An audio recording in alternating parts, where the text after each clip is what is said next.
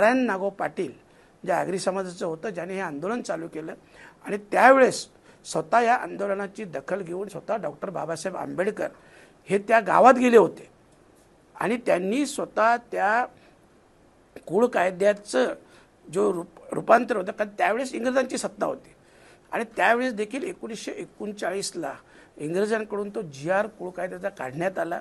परंतु त्याच्यात आपल्याला कल्पना असेल की अनेक वर्ष तो GR आला, परंतु त्याचं कायद्यात रूपांतर झालं नव्हतं. आणि मग 1957 ज्यावेळेस दिवा पाटील साहेब आमदार झाले, 1957 ते 1965 साली त्यांनी सतत या गोष्टीचा पाठपुरावा केला आणि हा कुळ कायद्याचा जो कायदा होता याचं कायद्यात रूपांतर केलं, अंमलात आणलं. आज तुम्ही सांगा, जी व्यक्ती 5 वेळा आमदार, 2 वेळा खासदार, महाराष्ट्राचे विरोधी पक्षनेते, हा राजकीय भाग झाला. शेतकऱ्यांसाठी जागेच्या बदल्यात जागा हे फक्त ठाणे जिल्ह्यापुरतं नाही, तर हा कायदा संपूर्ण महाराष्ट्रभर आणि देशभर लागू झाला.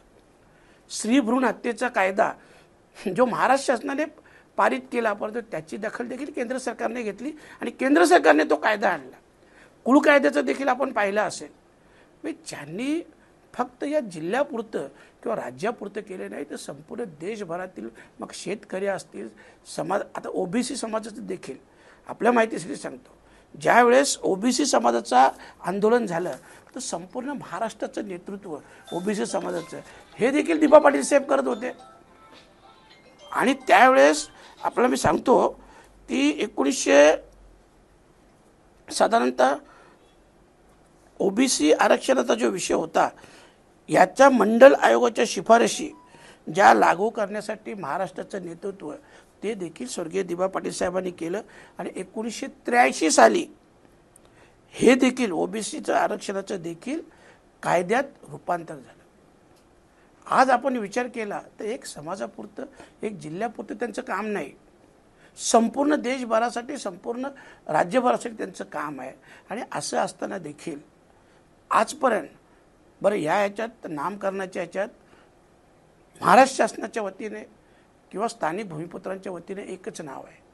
महाराष्ट्र शासनाने देखील एकच नाव हे केंद्र सरकारकडे पाठवलेलं आहे, तरीसुद्धा त्याच्यात उशीर होते, विलंब होते.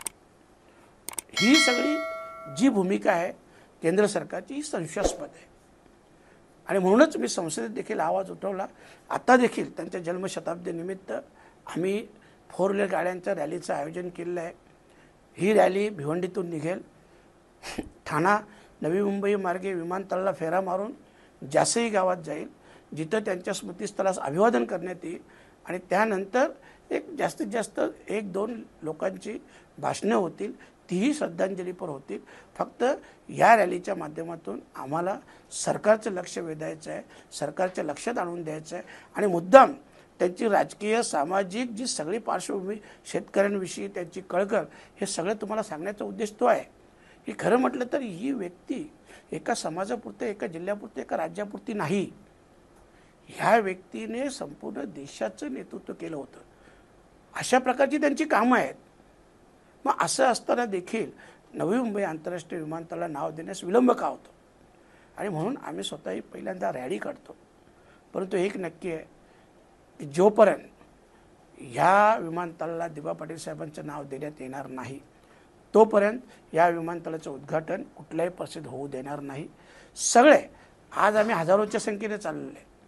जेव्हा प्रत्यक्ष वेळ येईल, लाखोच्या संख्येने येईल. कारण आपल्याही कल्पना असेल, इथं फक्त आगरी कोळी समाजाचा विषय नाही, संपूर्ण OBC समाजाचा विषय, संपूर्ण शेतकरी समाजाचा विषय, सगळ्यांसाठीच काम केलं ना. स्त्री भ्रूण हत्या, आमच्या माता भगिनीसाठी तो कायदा पारित केला. ज्या वेळेस ती वेळ येईल, लाखोच्या संख्येने सगळे हजर असतील, सगळे विरोधाला असतील. आणि म्हणून शासनाला आत्ता तरी फक्त जागे करण्यासाठी आम्ही हे आंदोलन करतो.